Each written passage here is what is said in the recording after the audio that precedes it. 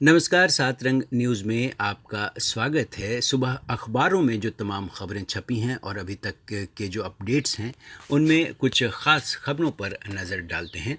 National Herald प्रकरण में कांग्रेस नेता राहुल गांधी आज लगातार तीसरे दिन प्रवर्तन निदेशालय यानी ईडी के सामने पेश होंगे। पिछले 2 दिनों से करीब 22 घंटे तक उनसे पूछताछ हुई है और दोनों ही दिन कांग्रेस ने पूरे देश में इस कार्रवाई के खिलाफ प्रदर्शन किए हैं। कई नेताओं को हिरासत में भी लिया गया है।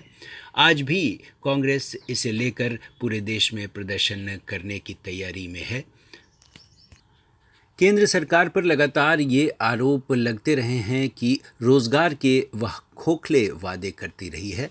कांग्रेस लगातार ये आरोप लगाती रही है और विपक्षी पार्टियां भी, और युवाओं में इसे लेकर ज़बरदस्त असंतोष है। तो इन तमाम जो स्थितियां हैं उसको देखते हुए प्रधानमंत्री नरेंद्र मोदी ने विभिन्न सरकारी विभागों और मंत्रालयों को मिशन मोड में अगले 1.5 साल में 10 लाख युवाओं को भर्ती करने के निर्देश दिए हैं। सरकारी विभागों और मंत्रालयों में मानव संसाधन की स्थिति की समीक्षा के दौरान पीएम मोदी ने ये निर्देश दिए हैं। वित्त मंत्रालय के अधीन जो व्यय विभाग की सालाना रिपोर्ट आई है, उसके मुताबिक 1 मार्च 2020 तक केंद्र सरकार के कुल नियमित सिविल कर्मचारियों की संख्या 31,91,000 थी, जबकि स्वीकृत पदों की संख्या 40,78,000 है, यानी करीब 8,87,000 पद अभी खाली हैं। माना जा रहा है कि 18 महीने में 10 लाख पद भरे जाने का मतलब है कि 2024 के लोकसभा चुनाव में भाजपा के पास बेरोजगारी के मुद्दे पर विपक्ष को जवाब देने का एक ठोस आधार होगा।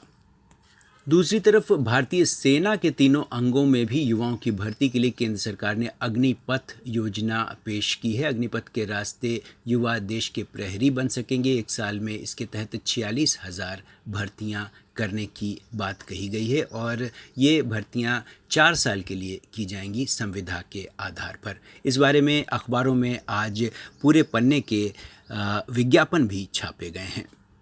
लेकिन एक चिंतित करने वाली खबर भी अखबारों में छपी है कि खाने पीने की वस्तुओं और कच्चे तेल के महंगा होने से थोक महंगाई मई में बढ़कर रिकॉर्ड 15.88% पर पहुंच गई है।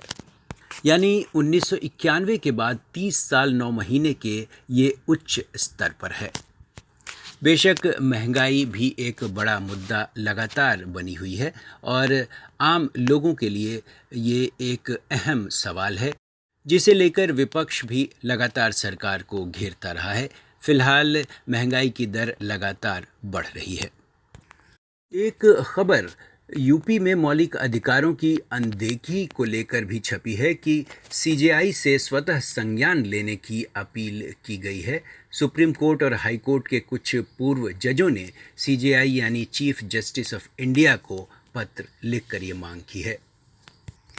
पत्र में कहा गया है कि यूपी में मौलिक अधिकारों को बर्बर ढंग से दबाया जा रहा है। पूर्व जजों ने पत्र में लिखा है कि यूपी में बिगड़ रही कानून व्यवस्था की स्थिति पर काबू पाने के लिए सुप्रीम कोर्ट को स्वतः संज्ञान लेना चाहिए, खासतौर से पुलिस और अन्य सरकारी विभागों की मनमानी पर, जिसके चलते नागरिकों के मौलिक अधिकारों की धज्जियां उड़ाई जा रही हैं।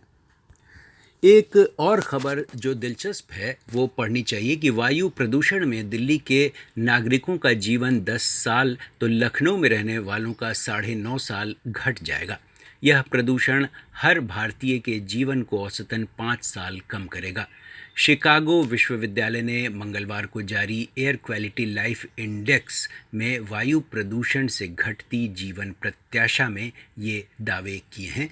रिपोर्ट ने भारत में वायु प्रदूषण से जीवन को सबसे बड़ा खतरा बताया है। वैसे तो यह रिपोर्ट पूरे विश्व के लिए है, लेकिन भारत को लेकर इसमें कई अहम खुलासे हुए हैं। विश्व स्वास्थ्य संगठन ने वायु प्रदूषण के लिए PM 2.5 का सुरक्षित स्तर 5 माइक्रोग्राम प्रति घन मीटर से कम रखा गया है, लेकिन दिल्ली में यह औसतन 21 गुना अधिक 107 है।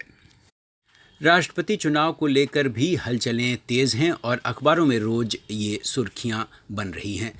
राष्ट्रपति चुनाव में एनसीपी प्रमुख शरद पवार के विपक्ष का चेहरा बनने से इनकार करने के बाद अब संयुक्त उम्मीदवार की तलाश में ममता बनर्जी की अगवानी में आज दिल्ली में मंथन होने वाला है। ममता बनर्जी बैठक से पहले शरद पवार से मिलीं तो एनसीपी प्रमुख ने उनसे अपने मन की बात कही। जाहिर है आज दिल्ली में हो रही विपक्षियों की इस बैठक पर नज़र बनी रहेगी और यह खबर भी चर्चा में बनी रहेगी। फिलहाल अभी तक के न्यूज़ अपडेट में इतना ही। नमस्कार।